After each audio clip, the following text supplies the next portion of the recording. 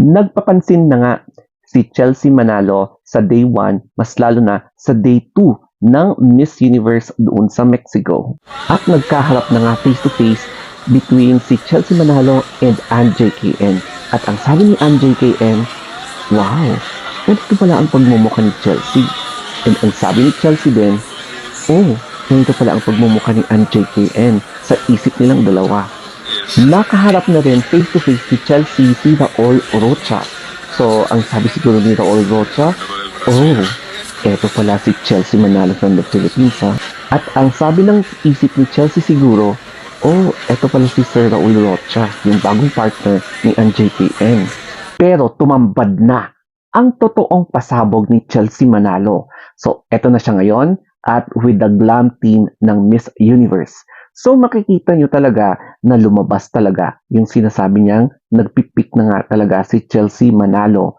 So hello sa mga bashers, sa mga hindi kontento, sa mga OOTD ni Chelsea Manalo. Eto na yung hinahanap nyo, yung mga sagot sa mga katanungan nyo na bakit parang walang nangyayari kay Chelsea Manalo. So as you can see, mukhang nagugustuhan siya ng mga makeup artists. At hindi po yan edit. Talagang raw pictures yan galing mismo sa mga makeup artists na in-upload nila sa kanilang mga social media accounts.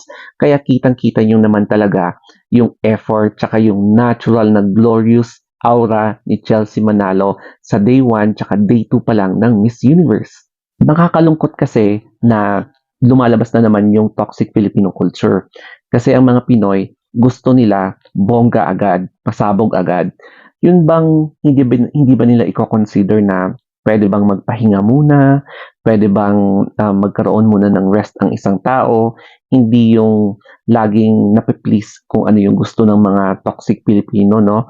Kaya kung minsan napapansin na rin itong toxic culture ng mga Pinoy ng mga ibang lahi at ginagamit nila ito para pang bash against sa mga Pinoy pageant fans.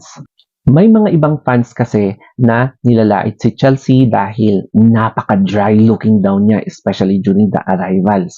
Sabi nila, akala ko ba pik-pik-pik? Bakit ganyan yung itsura ni Chelsea Manalo? Ibig sabihin, ito yung mga fans na hindi talaga kontento. Yung gusto nila, sila lagi ang napiplease. So, ito yung isa sa mga nakakalungkot na toxic Pinoy kanal na attitude na lalabas pa sa throughout sa pageantry. Kaya expect na maraming lalabas na ugaling kanal ng mga Pinoy pageant fans. At syempre naman, hindi natin i-overhype si Chelsea Manalo sa Miss Universe kasi nga natuto na tayo na kapag sobrang nag-expect ka, masasaktan ka lang talaga sa huli. Katulad ng nangyari sa Miss Grand Myanmar na sobrang talaga sila nag-expect and kumagulgul sila, nagwala, at ngayon, naban na sila sa Miss Grand International. Buti pa ang Miss Universe Mexico kasi na-appreciate niya ang beauty ni Chelsea Manalo. Hindi katulad ng ibang mga Pinoy pageant fans na ang toxic, na ang gusto, pasabog agad, ang hirap talagang i-please ng mga ibang kababayan nating Pinoy. So, buti na lang kay Miss Universe Mexico, na-appreciate niya at napawaw talaga siya nung nakita niya na pinopersonify ni Chelsea Manalo ang isang Disney princess in color.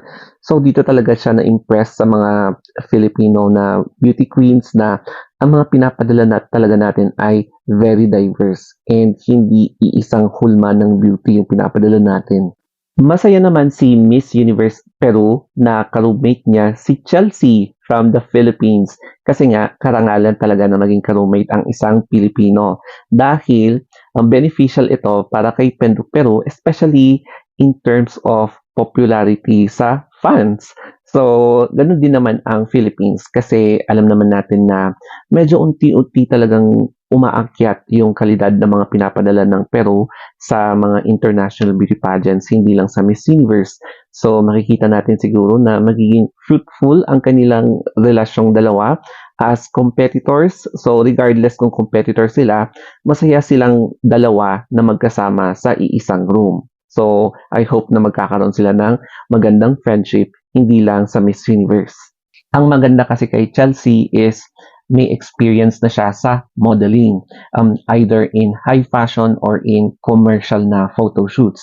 So, marunong talaga siya kung paano makipaglaro sa mga camera, especially in print ads or in motion. So, makakatulong talaga ito sa kanyang journey sa Miss Universe. And in this mga pictures na pinapakita ko, mapapansin mo talaga sa mga pictures, sa mga angles, the clarity, and the genuineness ng pictures na hindi na kailangang i-edit yung photo. Kasi natural na kay Chelsea na makinis and meron siyang parang there's a spark in every photo captures na pwede mo talagang ibenta sa mga different kinds of brands doon sa kanilang target markets. No wonder na mabenta si Chelsea sa mga brands kasi alam nila na very profitable ang kanyang face and very diverse yung kanyang face and hahanap-hanapin siya ng mga tao na gusto talaga ng diversity. Sa mga next vlogs ko, i-update ko naman kung ano yung nangyayari dun sa Miss International and then sa Miss Earth kasi magkasabayan silang tatlo, yung 3 out of 4 major pageants in the world. Kaya tingnan natin kung ano rin ang nangyayari sa Miss International at Miss Earth. Okay, so follow me na lang sa Instagram account ko, The Story of Anthony, and syempre pati na rin sa YouTube, sa FB, TikTok, Twitter, Threads.